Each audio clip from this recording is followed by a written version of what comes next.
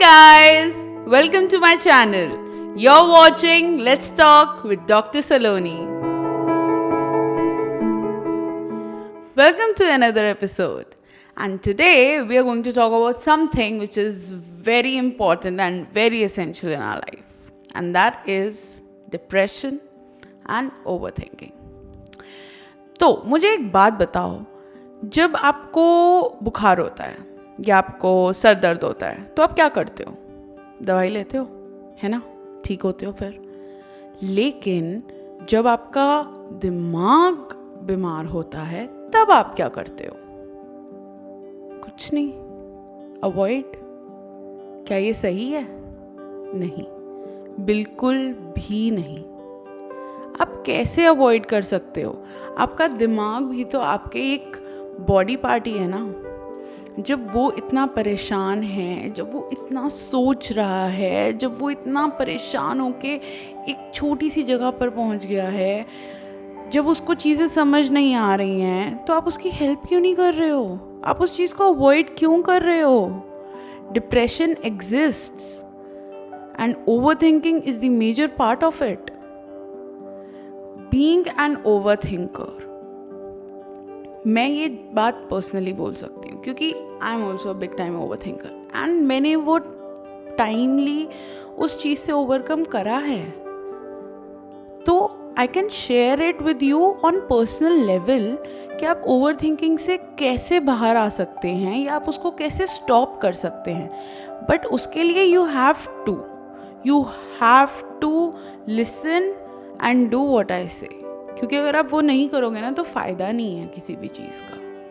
अब मुझे एक बात बताओ, आपके साथ ऐसा होता है कि आप बैठे होते हो, ठीक है, आप एक गैदरिंग में बैठे हुए हो, लेकिन आपका दिमाग कहीं और है. आप सोचे जा रहे हो. Sometimes you don't even know कि आप सोच क्या रहे हो, बट आप सोच रहे होते हो और आप गायब होते हो उस जगह से. आप फिजिकली तो वहाँ प्रेजेंट होते हो लेकिन आप मेंटली वहाँ नहीं होते हो. क्यों? क्योंकि आपका दिमाग कॉन्टिन्यूसली चले जा रहा है. अब इसमें हम क्या करें? इसमें हम कुछ चीज़ें कर सकते हैं जो आपको हेल्प करेंगी अपने दिमाग को कंट्रोल करने में. क्योंकि ओवर थिंकिंग से ना किसी का भला नहीं हुआ है. आप अपने लाइफ के प्रेशियस मोमेंट को ना एंजॉय नहीं कर पाते हो. आप उनको ऐसे वो निकल जाते हैं, आपको पता भी नहीं चलता. क्यों? क्योंकि आपका दिमाग कहीं और था. तो सबसे पहले जो काम आपको करना है ओवर थिंकिंग को रोकने के लिए वो ये है that you have to talk. जो भी आपके दिमाग में चल रहा है, किसी से भी रिलेटेड चल रहा है, अपने साथ, किसी और के साथ, किसी के भी साथ बैठो और बात करो. बात ये करो कि दिमाग में चल क्या रहा है. क्योंकि जब तक दिल से बात बाहर नहीं निकलेगी ना, ओवर थिंकिंग बंद नहीं होगी. उस बात को सॉर्ट आउट करने की कोशिश करो. अगर मम्मी ने कुछ कह दिया है और वो बात दिल में चुभ गई है तो जाके मम्मी से बात कर लो कि मम्मा मुझे अच्छा नहीं लगा आपने ये बोल दिया. अगर बॉयफ्रेंड की बात चुभ गई है तो बॉयफ्रेंड से जाके बात करो. गर्लफ्रेंड की चुभ गई है गर्लफ्रेंड से जाके करो. भाई से चुभ गई है भाई से करो. पापा से चुभ गई है पापा से करो. बट करो, don't keep it in your heart. अगर दिल में रखोगे तो वो बात बढ़ती रहेगी. और वो होता है ना, छोटी सी बात का इतना बड़ा बतंगड़ बना देना. आपका दिमाग वही कर रहा है. बात छोटी सी होगी लेकिन उसका बतंगड़ इतना बड़ा बन जाएगा. ठीक है, ये तो पहली चीज़ हुई कि आपको बात करनी है. अपने आप से भी आप बात कर सकते हो. और ओवर थिंकिंग में इंसान अपने आप से ऑलमोस्ट बात कर ही रहा होता है लेकिन वो सोच रहा होता है हाय उसने ये कह दिया, उसका मतलब ये होगा, उसका मतलब ये होगा. नहीं, अपने आप से जब आप बात करोगे ना तो अपने आप से आप ये बात करोगे कि अगर उसने मुझे ये बोला है तो उसका पॉजिटिव एस्पेक्ट क्या है, उसका नेगेटिव नहीं. क्योंकि ओवर थिंकिंग में हम बस सिर्फ और सिर्फ नेगेटिव चीज़ें सोचते हैं कि वो मेरे बारे में ना ऐसे सोच रही होगी इसीलिए उसने मेरे बारे में ऐसे कह दिया. आपको सोचना है कि वो क्या पता शायद मेरे बारे में अच्छा सोच रही हो इसलिए उसने मुझे ठीक करने के लिए ये बोल दिया, है ना. तो पॉजिटिव एस्पेक्ट रखो, पॉजिटिव अपनी सोच रखो, पॉजिटिव वे रखो. हर चीज़ को लेने का, कहते हैं ना कि हर स्टोरी के दो पहलू होते हैं, एक पॉजिटिव एक नेगेटिव. है ना। तो ओवर थिंकिंग में हम नेगेटिव साइड को बढ़ावा देते रहते हैं, उसको ऊपर उठाते रहते हैं। हमें वो नहीं करना, हमें पॉजिटिव साइड को बढ़ावा देना है, उसको ऊपर उठाना है, समझे। तो बात करो, बात करने से चीज़ें सॉल्व होती हैं, बात करने से चीज़ें दिल में नहीं रहती। अब आती है दूसरी चीज़। दूसरी चीज़ ये है कि अपने आप को एंगेज करो किसी ऐसी चीज़ में जो तुम्हें पसंद है। अब मुझे पर्सनली लिखना पसंद है, तो जब भी मेरे को लगता था ना मैं ओवर थिंक कर रही हूँ, मेरे बॉडी मुझे रियलाइज़ कराती थी मैं ओवर थिंक कर रही हूँ, मैं सोच ही जा रही हूँ, मैं क्या करती थी, मैं एक पेन पेपर लेती थी एंड आई स्टार्टेड राइटिंग। कुछ भी लिखती थी मैं, जो मेरा मन करता था मैं वो लिखती थी। फिर चाहे वो शायरी हो गई, कोई स्टोरी हो गई, कोई बात हो गई, पर मैं लिखती थी। उससे क्या होता था, मेरा माइंड डाइवर्ट होता था। मेरा माइंड जब डाइवर्ट होता था तब मैं वो ओवर थिंकिंग, जो मेरे दिमाग में जो भी बात चलती थी ना, मैं उसको भूल जाती थी वो क्या चल रही है। तो अपने आप को उस चीज़ में एंगेज करो जो तुम्हें पसंद है। फिर चाहे वो लिखना हो, चाहे गाना हो, चाहे डांस करना हो, चाहे टीवी देखना हो, चाहे वॉक पे जाना हो, चाहे कोई गेम खेलना हो, B it anything, just engage your self, don't sit ideal. Third thing that you can do which can help you to stop overthinking, that is meditate.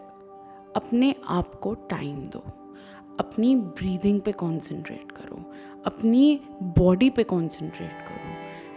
अपने आप को समझो कि आपका जो शरीर है वो दैट इज़ अ टेम्पल, और आप उस टेम्पल में हो and you have to pray for your own body.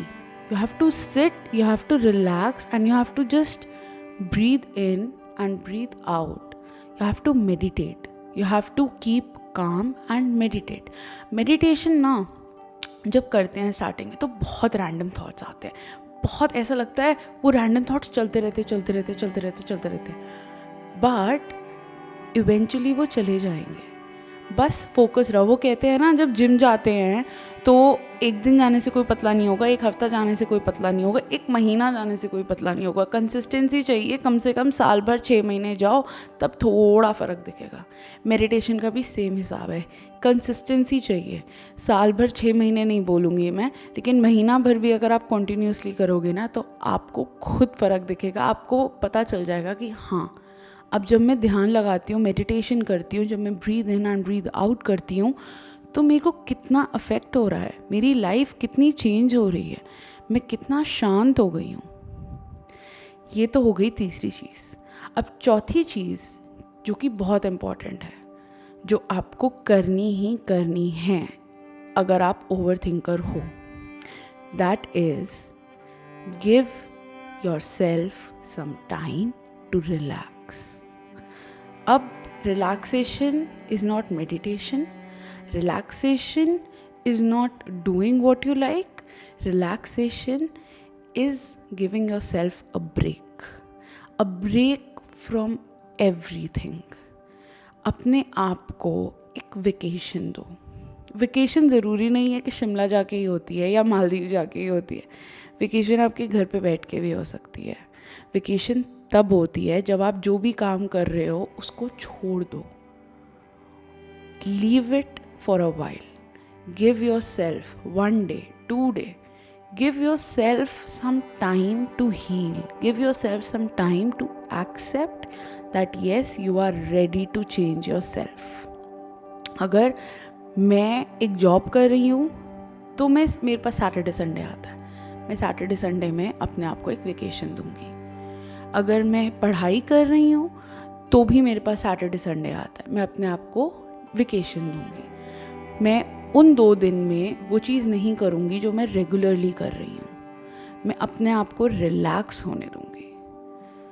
आप मेरी बात की गहराई समझिए कि आपको अपने आप को रिलैक्स करना है, क्योंकि जब ये बॉडी रिलैक्स होगी तब ये माइंड रिलैक्स होगा। और माइंड एक बहुत ही ट्विस्टेड और बहुत ही अमेजिंग सी चीज़ है, क्योंकि वो हमारे साथ ना कुछ भी कर सकता है, वो हमारे साथ खेलता है। तो हमें उसको भी तो एक रेस्ट देना है, तो उसको रेस्ट देने के लिए आपको अपने पूरी बॉडी को रिलैक्स करना है, ठीक है। these are some things that you should do to overcome overthinking.